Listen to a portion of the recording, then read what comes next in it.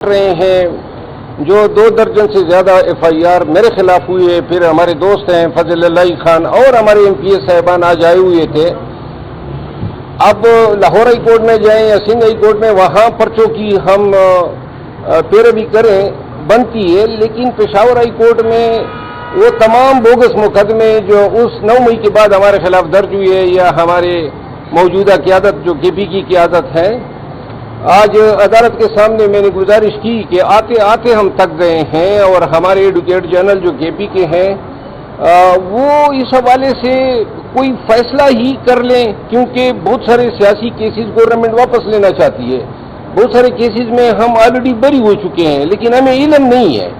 تو لہذا یہ ذرا تھوڑا سا افسوس کا مقام ہے.